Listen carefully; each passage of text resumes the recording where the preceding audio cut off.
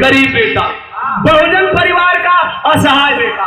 बहुजन परिवार क्या है, बहुजन समाज क्या है? SC ST OBC माइनॉरिटी को मिलाकर के बहुजन समाज होता है। इस समाज का एक मजबूर बेटा जिसकी गरीब मां थी, एकाएक झांसी में एक नया कैप्टन नियुक्त हुआ जिसका नाम था टेलर। इकलौता बेटा कलश माई रे, अब एकर अत्याचार हमसे न बर्दाश्त हुई। अब ये सारे के मारो, अरे सारे के ये सारे के मारो, कलश रे बेटा ओकरा के मारे खातिर यहाँ पर तो के बागी बने के पड़ी, नहीं तो क्रांतिकारी बने के पड़ी। कलश माई मंजूर हो, माई मंजूर हो, निकल गई संगठियन का टोली तैयार कैलस, 2-4 जगह वो अंग्रेजवा के खदेड़ दिलस, मचल खलहट। अच्छा, जब क्रांतिकारी टोलियों का क्रांतिकारी जवानों की टोली बनाया, यही जगह तो गड़बड़ हो गई। एगो गड़बड़ का हो गई, एगो वही गौवा का शिवा तिवारी रह, शिवा तिवारी का बहुत सुंदर बिटिया रहल, वो भी भारत की बहन बेटी है, उसका नाम सोना था। वो जवान का देशभक्ति देख के ओकरा पर मोहित हो गए। अच्छा, क्रांतिकारियों की कोई लव स्टोरी नहीं होती गुरुदेव, बागियों की लव स्टोरी नहीं होती, आतंकवादियों की लव स्टोरी नहीं होती। आप लोगों ने डायलॉग सुना है अमरीशपुरी साहब का, वो प्रेम करने लगल। अच्छा, ये मना करता कि हम क्रांतिकारी है, बागी नहीं, कलश नहीं। एक दिन प्लान बनो कि हम जाते हैं, आज होकर टेम्पो उड़ा के आई, एक जगह मीटिंग हो। सोना से एगो बात कहे, जाए के टाइम विदाई ले थका कहे तरह चली।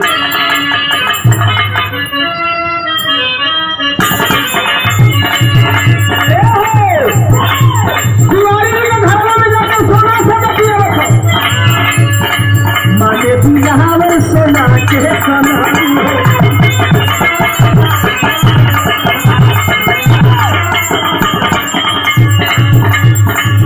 के मारे के साथ आसान हो,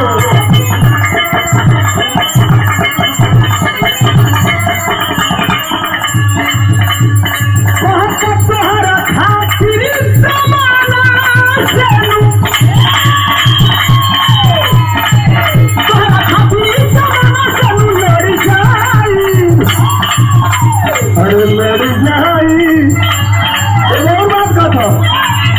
अरे मिला बोना सोना,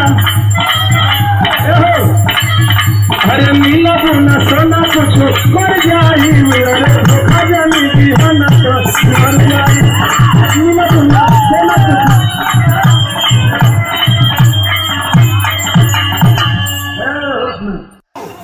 धोखा मत दिया जात है।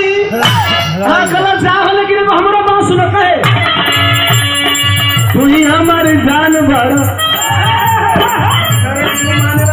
कौन मानेगा हो, कहा दिया सोना। अरे तू ही हमार जान बड़ा, तू ही परान बड़ा। ए राजा जैसा के शान बड़ा, तू ही अभिमान।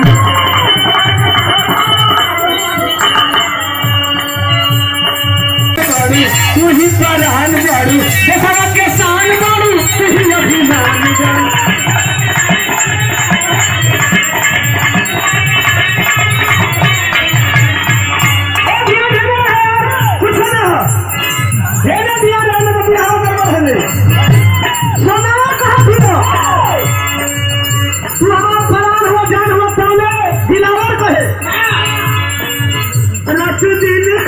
पैसा कमाई, रात दिन खटी पैसा कमाई, चंदा साथे शादी को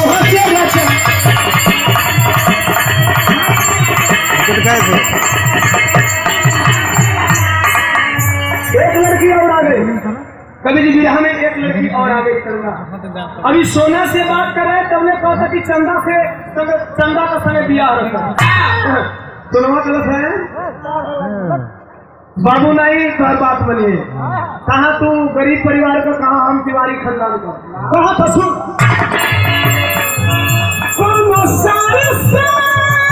पूछी हो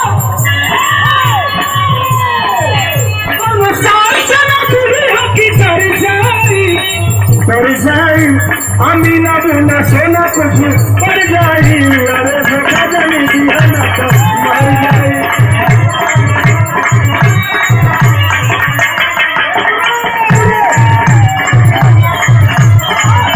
पैसा कमाने गरीब भलो पहिलिया के दहेज दे के हो आय है जवान गया इसलिए गड़बड़ हो गई है बाबू चंदा का बाबू शिवा तिवारी सुनत रहन कलसारी हमें बियाह करे के कहत दिलौरा पहुंचा टेलर के कैंप में ई चलल मीटिंग करे आज चंदा का बाप चले टेलर के कैंप में जा करके कैप्टन टेलर अंग्रेज से बोले अरे साहब तू सुनते लगा आराम से हमारे गाँव में एगो क्रांतिकारी पैदा हो गई बा लेकिन आज उबान आई जाओ ओकरा घरवा ओकर माई हिया अब ओकरे को जवान बहिन हिया दुनिया का लड़की का फट गो ओकरा बहिनिया को उठा ला ऐसन का अंग्रेज के सिपाहियों को भेजा तरल बदल बाबू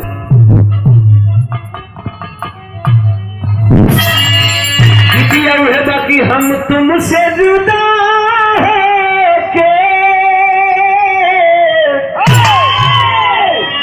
मर जाएंगे रे के बाला म्यूजिक में सुन ले रही सबे हमारी आवाज में लेकिन विराम में भाव वो अंग्रेज आकर के घरवा लिया उस गरीब औरत की झोपड़ी को आए हाय घरों में माई ही बिटिया ही लागल मार मार के पता पूछे दिलावर का बता तेरा बेटा कहाँ गया है क्या पूछे अरे बबुआ के पता पूछे अजी बबुआ के पता पूछे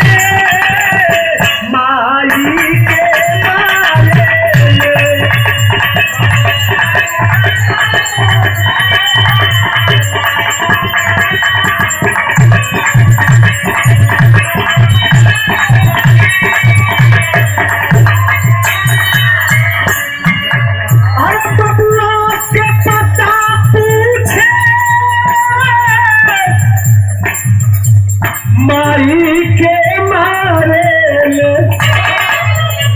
जब पता पसवलीना अरे जब पता पसवलीना तब आँख निसारे जब पता पसवलीना तब आँख निसारे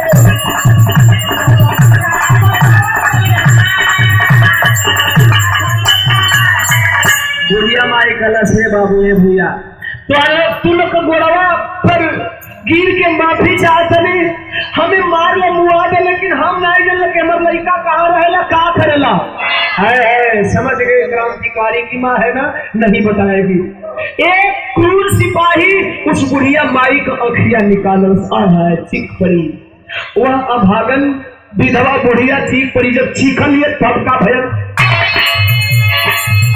जब चीख पड़ी ममता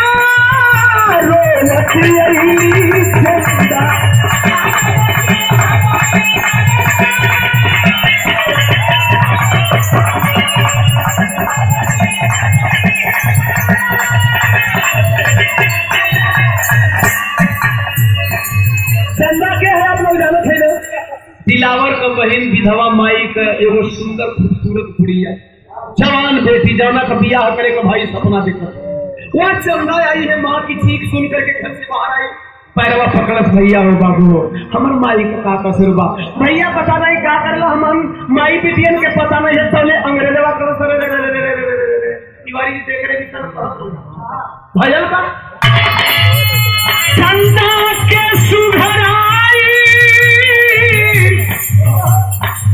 गरीब के बेटी का सुघर भइल भी पाप बा यहाँ मध्यम वर्गीय परिवार बैठा हुआ है ध्यान से सुनेंगे दिल से सुनेंगे गरीब का बेटी का सुघर भइल भी पाप आप लोगों ने पिछले साल देखा मनीषा वाल्मीकि बहुत सारी बेटियां रोज लुट रही हैं आज उस चंदा को सुघराई काल बन गई कैसे चंदा के सुघराई गरवा के बनल चंदा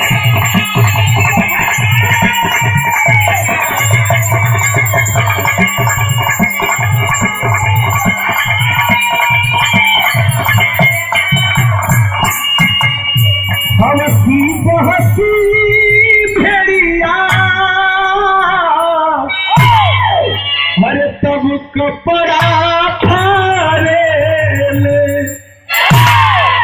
आए माई का अखिया निकाल लगन उ चंदा का कपड़वा फाड़े लगन। तबले एक सिपाही बोला, अरे पगला, अगर इस लड़की को यहाँ बेइज्जत करते हो, इसकी इज्जत यहाँ लूटते हो, तो फिर वह दिलावर हाथ नहीं आए। ये काम करो, इस बुढ़िया को चैलेंज करते हैं। अगर वाकई क्रांतिकारी है ना, चैलेंज किया वो सिपाही, ए बुढ़िया, अगर तेरा बेटा वाकई तेरे स्तन का दूध पिया है ना, लेकर के जा रहे हैं बगल वाले मार्केट में, कैप्टन का पड़ा हुआ है, कैप्टन का कैंप लगा हुआ है, भेज देना अपने बेटे को। जब तक तेरा बेटा नहीं आएगा तेरी बेटी सुरक्षित है। तेरा बेटा जब सामने आएगा उसे बंदी बना करके तेरी बेटी की आबरू मेरा टेलर लूटेगा, मेरा कैप्टन लूटेगा। है पैरवा पकड़त रह गए, वो है अंग्रेज लेकर के चले गए, देकर लाठी होकर। बाबा साहब कहते थे पॉलिटिकल पावर इज मास्टर की, आज हमारी बेटियां लूट रही है, लेकिन देश की हालात क्या है, देश की हालात क्या है आप लोग जानते हैं। मैं किसी पार्टी का नाम नहीं, आज वो से उठा करके लोग ले जा रहे हैं। आज भी देश में बेटियों को जिंदा जलाया जा रहा है, मेन रोड पे लेकर के भागा है। आया है पंचों साथियों अपने क्रांतिकारी टोली के साथ आया। रात को माई का हालत देखा तो माई से बेटवा सवाल कर माई ने करे इन तो हालत के कल से लाल जब तुम मीटिंग का भी गई है ना, कुछ देर बाद अंग्रेज आई ना हमें मार पूछत रहे ए लाल जब पता नहीं बतौली में तो देख रहे तेरा मिल से दोनों अखियां निकाल दे ना। ए लाल तेरी बात मुझे बचाने के लिए घर से बाहर आई, चद्दर उठाकर लेकर चले गए बगल वाले मार्केट में। टेलर कैप्टन का कैंप लगा हुआ है, तुमको चैलेंज करके गए हैं कि अगर तेरा बेटा अस्तर का दोष किया है तो आ जाएगा। जा जा जा बचा ले बेटा, अपनी जान को बचा ले। माई के बतिया सुन के चलो सर्द बदल बहु।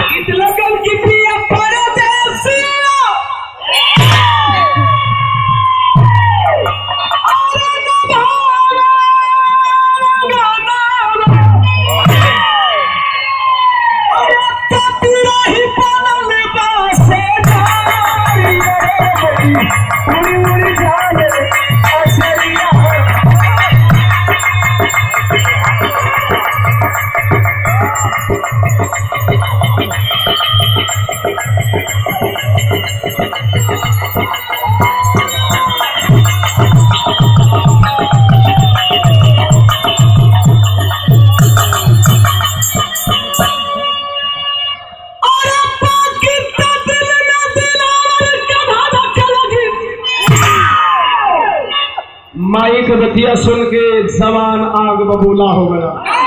माई वो पापी इतना बड़ चैलेंज करके गई बा, माई के बतिया सुन के जवान का हालत का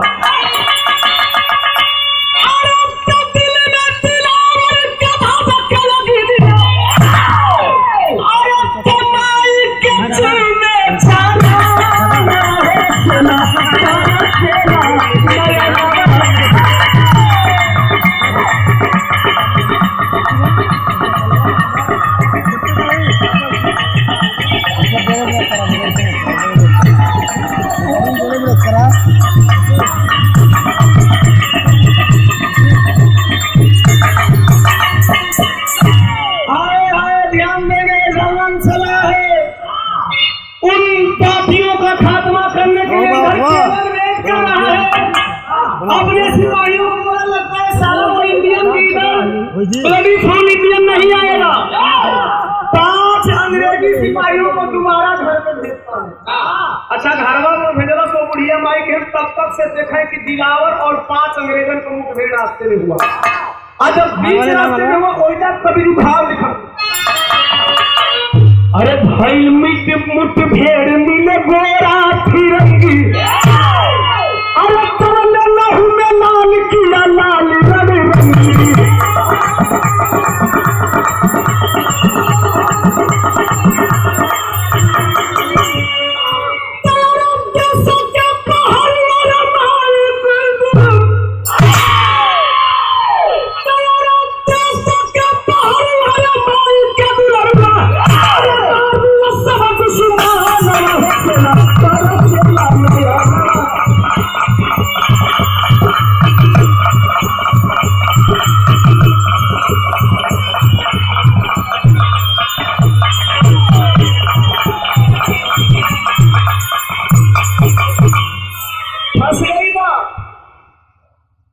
फंस गई।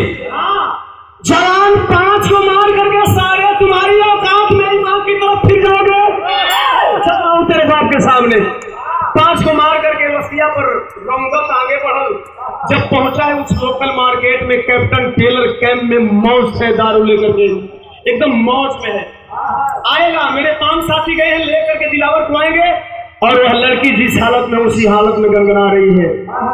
गनगना थी, कांपे थी, रहम का भीख मांगत थी, कह रही थी पहुंचा है जवान। उस समय आने के बाहर से देखता है मेरी बहन की हालत क्या है, मेरी बहन है कहाँ। अगर मेरी बहन सही सलामत तो फिर मैं उसे बचाने का कोशिश करूंगा, वरना साले को डायरेक्ट मारूंगा। देखा थे तो संजोग देखे वो बहन आवाज लगा रही थी। कहा आवाज लगा मास्टर? तेज बदल।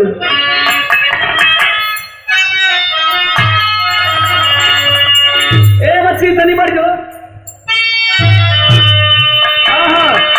माई बहन ने जाने लेना कि माई कहेली बेटी हर नियरे बियाह बई हो, अब पई कहेलन बड़ी दूर हो, बाकी रही रही चंदा बोले टेलर के समानावा है, कर जानी हम के उगार हो। ये साहब का करबा, हम गरीब का बेटी उनके लूट के का करबे। और बात सुना हो साहब, काहे लुटत बाड़ा अरे हमारी जातिया अहद गरीबावद के इहे बाटे ठटिया। ए साहब भैया भैया तो से दुश्मनी मोल ले बनो, हमार भैया तो से दुश्मनी मोल ले बनो। ये साहब दुश्मन हमार भैया हो सकेला ना, हम नहीं, हमार माई तो दुश्मन नहीं है। अरे साहब अगर हम दुश्मन है ना, अगर हमारा भैया का बदला हमसे चुकाई ना, ये साहब हम गरीब जरूर है लेकिन इज्जत बेचे वाली ना है। गरीब है वो साहब, गरीब का झोपड़ी में हम पल नहीं हो साहब, लेकिन हमारी इज्जत टिकाऊ ना हो। अगर हमारे भैया देश का रक्षा खड़ा तो वो भैया का संगे खड़ा है साहब। दिलावर बार बार से सुना तो भैया कार रोती कल साहब इज्जत लूटे चाहते वाला इज्जत न लूटे दे। अगर भैया का बदला चुकावा चाहे तो सुनो साहब, ए साहब सुनो ना। कल बोल क्या बोलना चाहती है? कल सुनो साहब, जब उनका तो उनका जब ना कहाँ पे तो कहाँ थे? अरे भैया के बदला लगी हमसे चुकई बता, भैया के बदला लगी हमसे चुकई बता, हमारा के गोली देता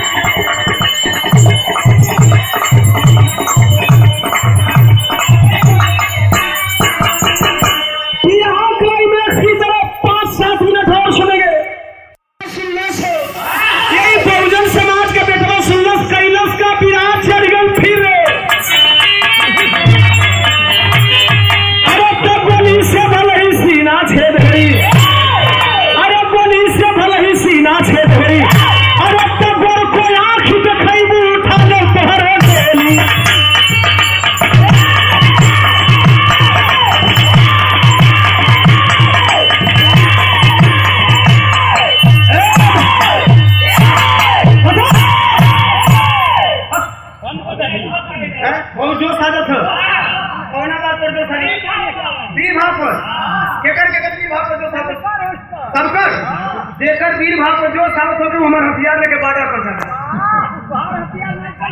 अरे काहे नहीं चली होला अजमा के देखा दिखन दिखन चले तो चुका करो गोली भरवा जितना में कहाँ से भरवा आज उदय ने हम तरफ अल्लाह हाल दुख यही से मुंह खोल के बोलो के नहीं यार मुंह खोल के बोलो कलश है साहब मार तो गोली से हो करने कलश है अरे गोरी चमड़ी वाली तू गोर देख दिखाओ था माफी चाहता हूँ अंग्रेजों को हमारे क्रांतिकारी बागी जवान गोरी दुल्हन कहा करते थे गोरी चमड़ी वाले कहा करते थे जब बोला था कि अरे गोरी चमड़ी वाले तो अंग्रेजों बताएं कौन बोलता अच्छा इन्हें का हिंदी ना बोले हम इंग्लिश बोली ले जा I am going I am coming लेकिन इन्हें का हिंदी ना बोले कब नहीं तुम क्या करता है तू क्या करता है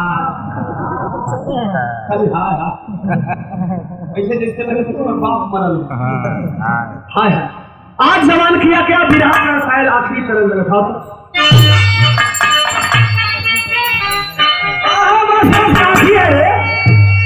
बड़ी पुरान गीत है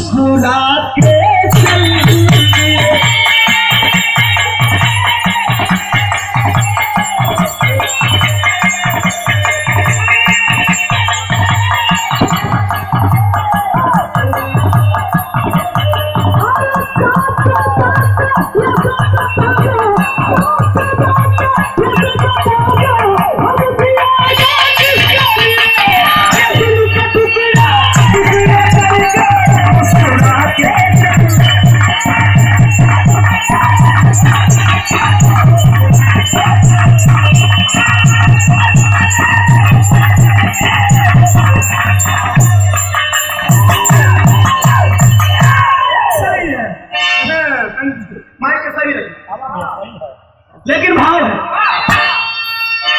ध्यान देंगे बिरहा क्लाइमेक्स पे है बहुत जटिल लाइन है कि अरे देश के खातिर यहाँ तो सारे देश में आरडीएक्स आज आपको 300 किलोमीटर ऊपर जांचे बहिले लोग 100 ग्राम सवा फ्रूट पर हीरोइन पकड़ा जाता अब वो हीरोइन पकड़ा तो दूसरा को हीरोइन छुपा रखा दूसरा का हीरोइन मीडिया के खेला को हम बहुजन के लोगों को समझना होगा यह देश की मीडिया टिकाऊ है देश की मीडिया सच्चाई बताती है हमने बहुत सारे बिहार में बोला है कोई बोले या ना बोले हम तो बोले कोई बोले ना बोले हम तो बोलेंगे गौर करेंगे यह देश यह वतन मेरा है बेचने वालों का नहीं है देश के गद्दारों का नहीं है देश के मुखबिरों का नहीं है कुछ लोग तो अंग्रेजों से माफी मांगते थे आप लोग जानते हैं उसमें एक सावरकर का नाम बहुत आगे आता है एक सावरकर का नाम बहुत आगे आता है तो उन्हीं माफी मांगने वालों में से एक और चूक की बात मैं बता रहा हूं इस विरह में चला है दवा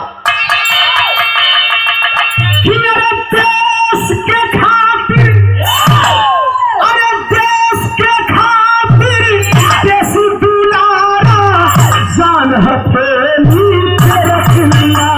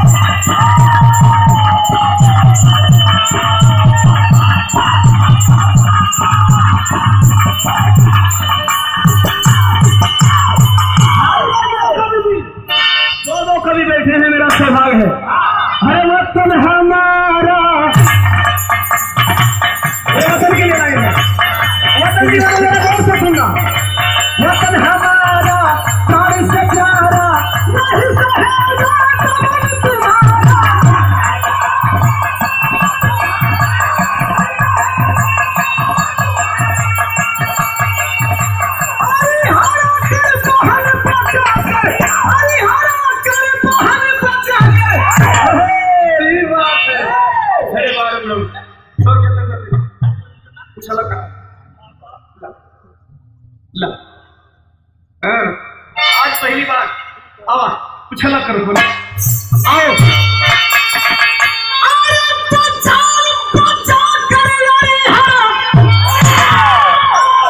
अरे तो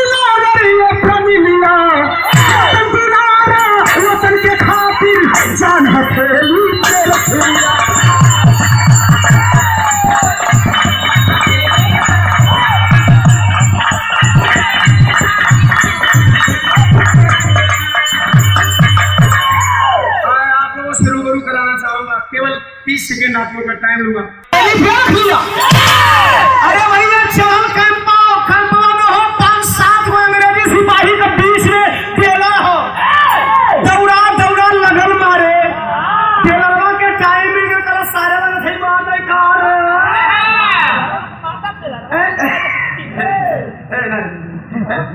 टेलरवा कल सारे मार नहीं करे 5 सिपाही के मतलब टेलर समझाना कैसे पर्दा रहा धीरे से पर्दा निकाल खोल के भाग चलल पहुंच गया फांसी में।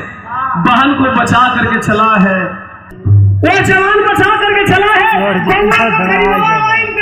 एक मंजर हो, क्या मंजर है? घरवा खोजता प्राणी गली मातारिया रे गली मातारिया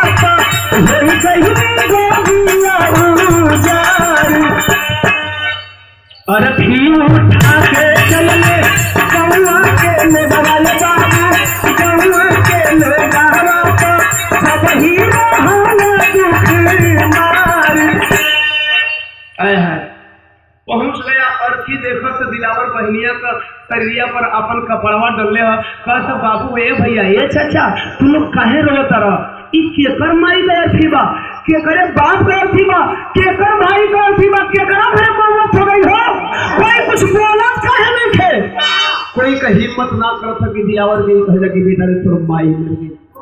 आया तबले एक बुजुर्ग जिनका भी पैर कब्र में है आकर के कहते हैं बेटा जानना चाहते हैं ये सदमा बर्दाश्त कर पाओगे सुनोगे तो कल बताइएगा ना का कबे तो पहले बुझाओ तो बाबू बताओ ना अरे पगला ई कोई का माई बाबू का लाश ना रे ई तोर बुढ़िया माई तोर रास्ता ताकत तेरी बहनिया का रास्ता ताकत दम तोड़ देले बा तोरा माई का अर्थी ना अरे कोट लगावल गई यार कि सुन के दिलावर सिंह के बिहरल पर लगाए बाबू बिहरल पर जाया तो नहीं छोड़ी हो गई ये कई सवाल करता है तो से कोनो सवाल ना लेकिन एगो सवाल है कि केकरा सहारे छोड़ तुम्हारी बहनिया के लगे आगा तो बड़े ए माई लाठी वाला कमेटी के नीचे लाठी दिखाएंगे हमें अब क्या करे सारी बहनियां का बची जब हो लेकर के चला है माँ की अर्थी को खा दिया। बहन और भाई मिलकर के शमशान घाट पे माई का लसिया जरावे का टाइम आयल है हाथवा में अग्नि ले ले हम मुखाग्नि देवे खातिर दाह देवे खातिर तब तक से ध्यान देंगे मेरे मित्रों। एक जो वही माई का मुहवा उघाड़ के वो मुहवा पर अगिया रखे चल जवान हमले बड़ी चंदा भैया भैया अरे हथवा का अगिया फेंकाए गए रे हमार बहनिया काहे चीज पड़ल कल भैया उधर देख मेरे भाई उधर देख मेरे भाई वो अंग्रेज तुम्हारा पीछा करते हुए यहाँ तक आ गए महान भैया तुम बच जाओगे ना तुम बच जाओगे तो ऐसा माई का कगो चीता में आग लगोला से बच गए भागो भैया कल कैसे भागी रे ये माई को मुंह में आगी न देनी कल भैया इस बात की चिंता मत कर जा जा एक बात कहती है लागल भाव बदल गई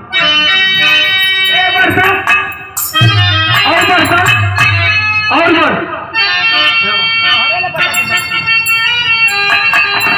अच्छा भाई तो अच्छा सीला दिला तूने मेरे प्यार का अच्छा सीला दिला तूने मेरे प्यार का यार नहीं दिलिया घर यार का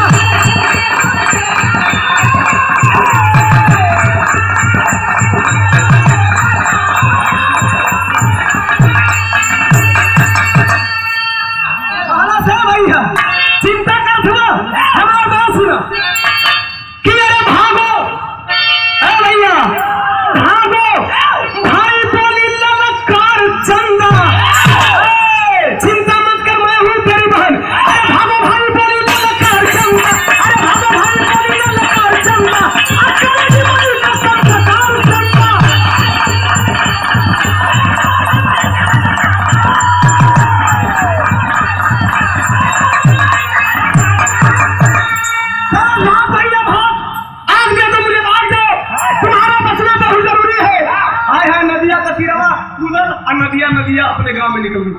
अंग्रेज तब तक से घेर लिए शमशान घाट को, और जब शमशान घाट को घेरे तो उस टाइम का नतीजा है, जरा मौत गिनेंगे कितना मौत ये लोग कर रहे हैं। क्या कहेगा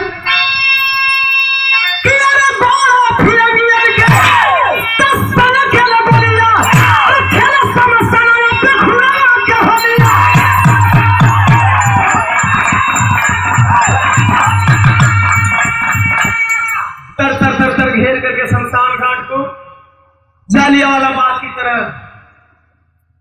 मौत का सेज बिछा दिए, लाशें बिछी हुई है, बारी बारी से सबको मारा। टेलर बोला उस लड़की पे निशाना नहीं लगाना, वो मेरी निशाना, उससे निशाना नहीं लगाना। एकलौती बची कौन? दिलावर की बहन चंदा। अकेले चंदा ही गनगन गनगन कापत ही, चारों ओर सब पकड़ लिए।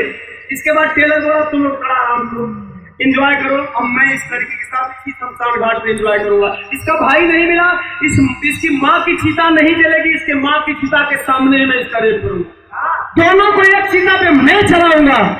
आय हाय गिरफ्त में है भैया भैया भैया बाबू टोपी वाले बाबू, गिरफ्त में है चंदा। गनगनाथ हिया कौना तरह से बची, अब कौना तरह से बची, तबले एक अंग्रेजों के कमरिया में कटार देख लो, कलो सब है वो रास्ता हो, है वो रास्ता हो, ये रास्ता कला अगर न बचते कि अंग्रेज आज जोन बचा के चले तो लुटा दिखा कर अरे सीना में उतारी है कटार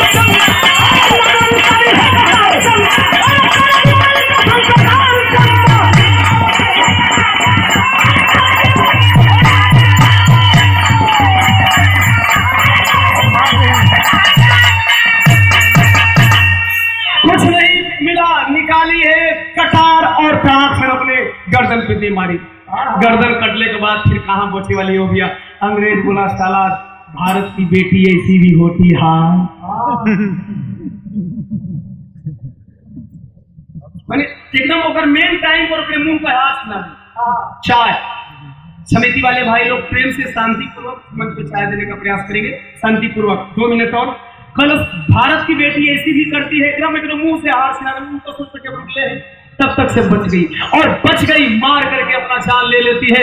इधर अब दिलावर भाग करके गया कहां है, अभी आप लोग इंतजार करोगे। एक लड़की का मैंने नाम और लिया था, याद है आप लोगों को? क्या नाम है? सोना। सोना। अब सोना को बारी एक लड़की का आबरू बच गया मर करके, या बारी आई सोना की। भयल का आला लगे लगा ले अभी कहावत बा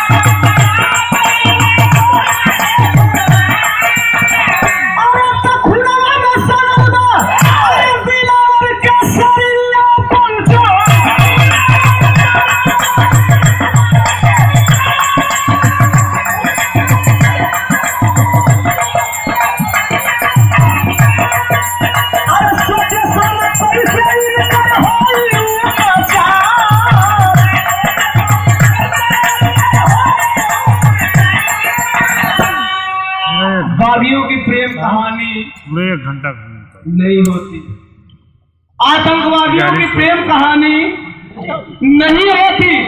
सोना के घर पहुंचा अपने आशी को खून से लथपथ देख करके, शायद इस वनांचल के वादियों में भी बागी वास करते रहोगे, कभी जमाना रहा होगा।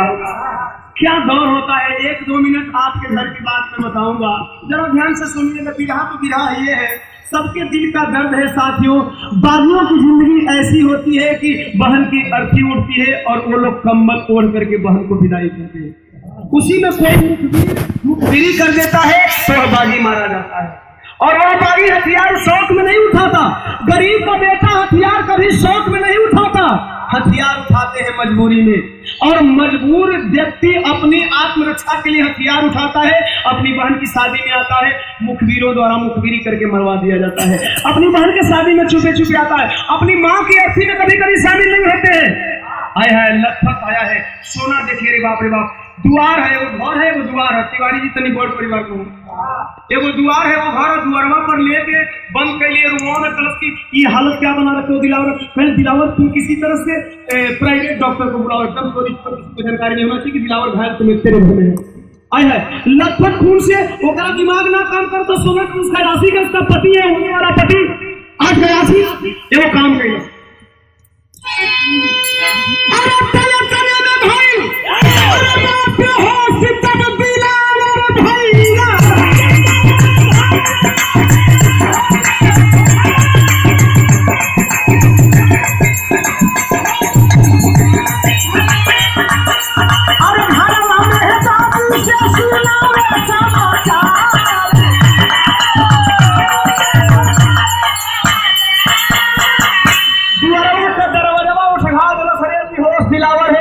पिताजी के सामने शिवा तिवारी के पास।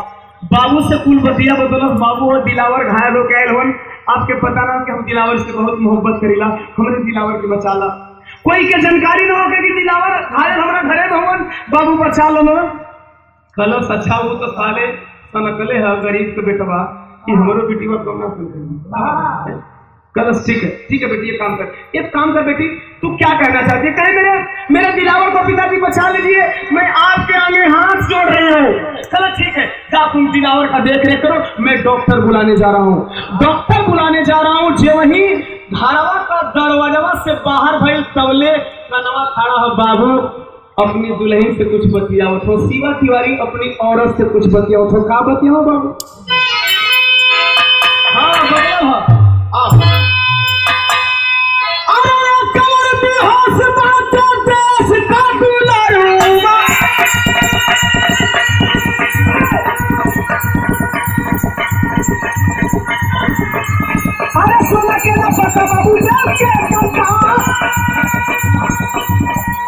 एक और देश का देशभक्त सिपाही बेहोश पड़ा हुआ है और उसकी प्रेमिका सोना को यह पता नहीं है कि जिस बात को मैं बता रही हूँ वह बाप देश का गद्दार है, अंग्रेजों का मुखबिर है। उन्होंने से बचाने के कथियों अब सोना बचा करके दरवाजे तक निकली है, तब ने शिवा तिवारी अपनी दुल्हन से बचा। शिवा तिवारी बोले मेरे से बचा लिया।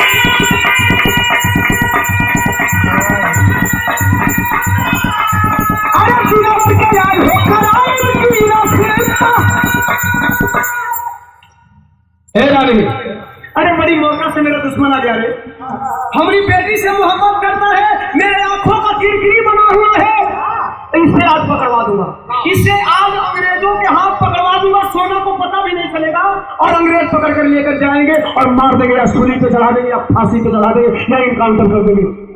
आए हाय देखें, अंतर है साथियों, भारत की नारियों में अंतर है, चाहे वो किसी भी परिवार की नारी हो, क्योंकि भारत की नारियों में भारत का जीन निवास करता है। भारत के नारियों में डीएनए भारत का है, दोस्तों समझ लेना। इस बात को सारे लोग नहीं समझ पाएंगे, पढ़े लिखे लोग समझ पाएंगे। मेरे कहने का मतलब क्या है?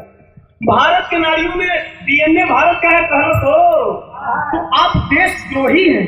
मेरी बेटी एक देशभक्त को बचाने का प्रयास कर रही है और आप उस देशभक्त को पकड़वाने का प्रयास कर रहे हैं। नहीं ना, ये पूरे भारत के लोग आपको गद्दार कहेंगे, आपको अंग्रेजों का मुखबिर कहेंगे। अरे सावरकर जैसा आदमी के माफी मांगे देरी ना तो शिवा तिवारी मतलब होना क्या होता है? शिवा तिवारी मतलब कलम नहीं पकड़वाऊंगा तब ले।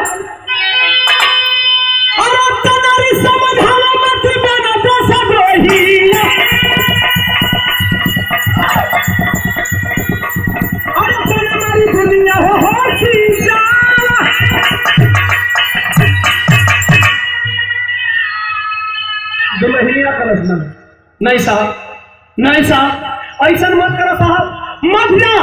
अरे यह बतिया अब मुझे सोना ही दुआरों पर ना गई लिया, घरों पर दुआरिया पर खड़ा होकर सुने लगा। बाबू कुछ बतिया कौन? सारी बात सुने।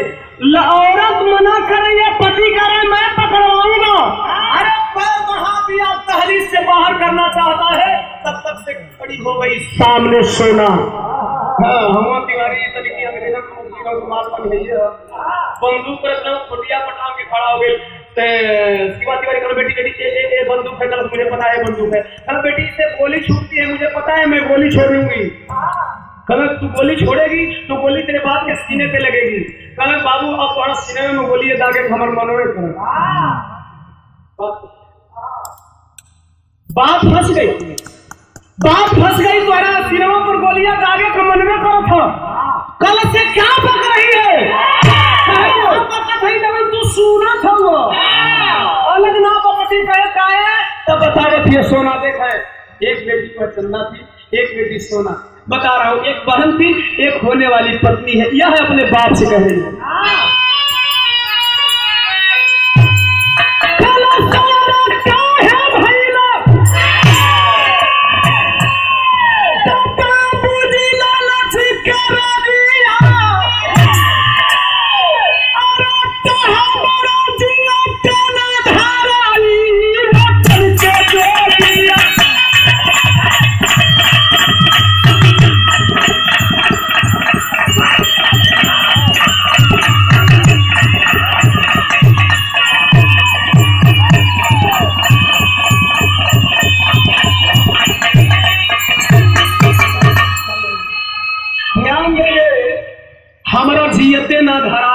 वतन के जोगिया बात फंस गई। 30 सेकंड और है, गौर करेंगे बिरहा प्रेमियों।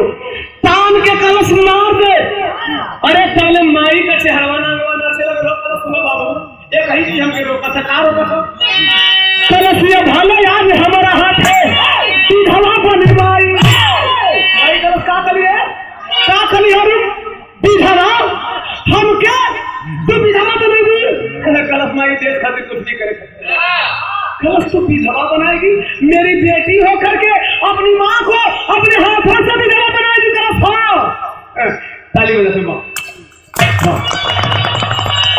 तू बेटी है, तू बेटी है? कलश हाँ मैं बेटी हूँ तुम्हारी। कलश सैल्यूट करती है माँ अपनी बेटी को, सैल्यूट करती है यह माँ अपनी बेटी को। भगवान सबको तेरी जैसी बेटी दे, इस देश का कभी इज्जत लूट नहीं पाएगा। माँ जब सैल्यूट करे तो माई समझ में ना आ सकी तो उनके पास कि तुम्हारी बेटी है, कल सैल्यूट कर ली। कहे हाँ काहे बोले तू हमारा सैल्यूट का तक परेशान मोह ले लेगी। हमारा सैल्यूट का दोषी तू काहे बनबी? काहे तू हमके हमार मांग धोई भी? नहीं बेटी कोई जरूरत नहीं है, तू चिंता मत कर। कल काहे माई हम गोलियां मारब तो तुर मंगिया हमारा गोलियां मारब सुधाएगा? सुनाई रे ना ना बिल्कुल ना, बिल्कुल ना। अरे बेटी तेरी गोली लगने से मेरी मांग नहीं भूलने वाली है। मेरी मांग भूल जाएगी इसके बाद गोली चलाना।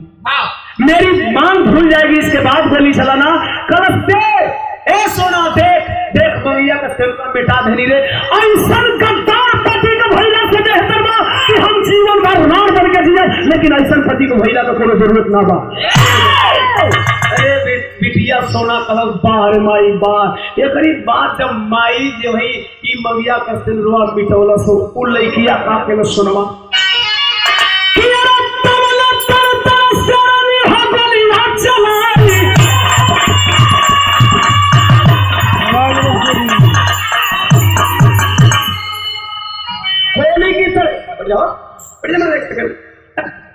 बोली की तरह हो जेल कबीरे हो लोग ये लोग से 2 मिनट रुकी नहीं हमारा 2.5-3 घंटा रुकी रात भर रुक ले इनाम हो तो लोग कमजोर डांटी वाला हो लोग जबर डांटी वाले बैठे ध्यान दे तर तर तर तर गोली चलाती है। गोली की तरतराहट सुन करके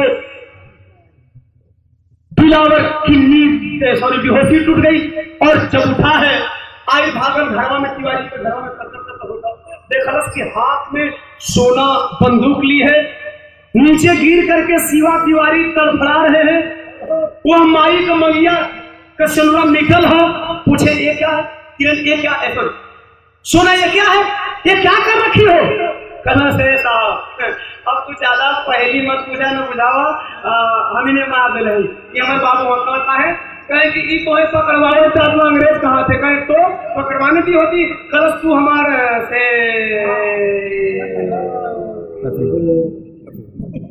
साबुन साबुन प्लस से तू हमार वहाँ वाला पीछे वाला नहीं तो अच्छा अंतर है पहले की औरतों में आज की औरतों में अंतर। अगर आज तो प्रेमिका के अगर कहे कि तू तनी बोल दे अपना प्रेमिका से सुन के आज तो प्रेमिका का कहे कि I am your wife you are my husband ये इतने कहने से मैंने खाली ये नहीं कह पाते कि तू हमारा पति दे हुआ वो खाली कहते अब समझ जा समझ आ रहे कलश वो ही बात है वो नहीं कह पाई उसकी माँ सोना की माँ सारी बात बताती है बेटा तुम्हें पति मान करके अपने बाप को इसने मार दिया है। कलश तब का कलश तक नहीं पट दिया खून से लथपथ है मांग खून से भरा है। कलश अब ये मांग को भराई तो के उपहार का दे जब वो टेलर के मारा नहीं तब तुर कौन उपहार नहीं तो कभी भी लिखते हैं अरे नार पिता को सोना चली अरे बागी गिरा वो संग में अरे तो जाना पटोला धुना ना सारा के रंग में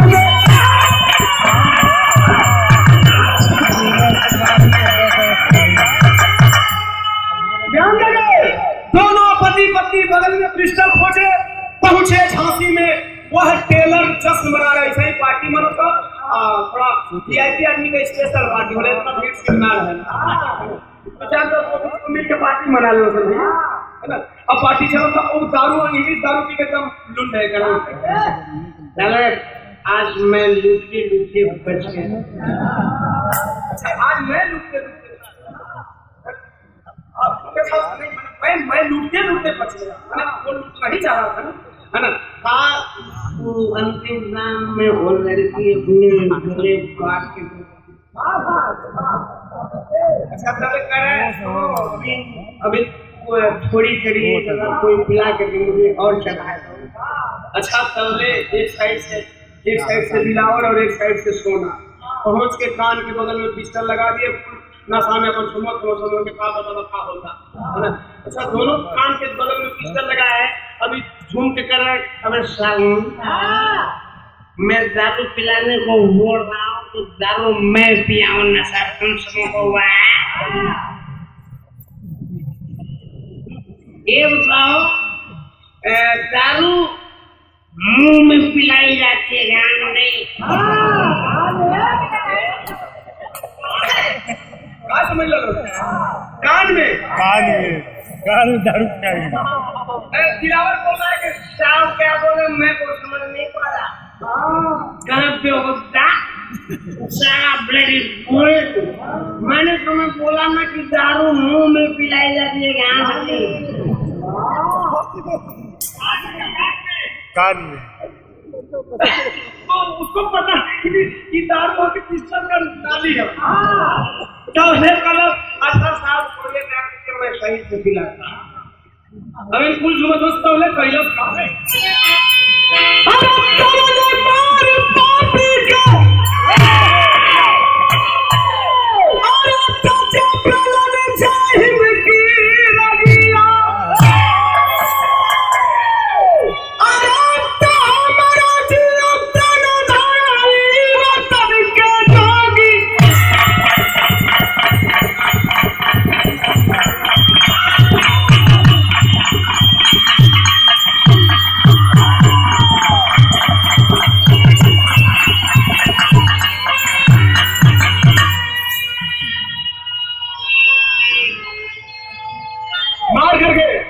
अंग्रेज का खात्मा करके दोनों पति पत्नी आए बहन का और माँ का दाह संस्कार किए विवाह एंड हुआ। गीत की आखिरी भाव में एक संदेश लेकर दूध छत्रपति साहू फूले तेरी यार का देश बाबा साहब ललई यादव जी का ये संदेश भगवान कन्हैया को पढ़ने वाले लोग ललई यादव को भी पढ़ लिया करें जीवन में कुछ कल्याण हो जाए। तो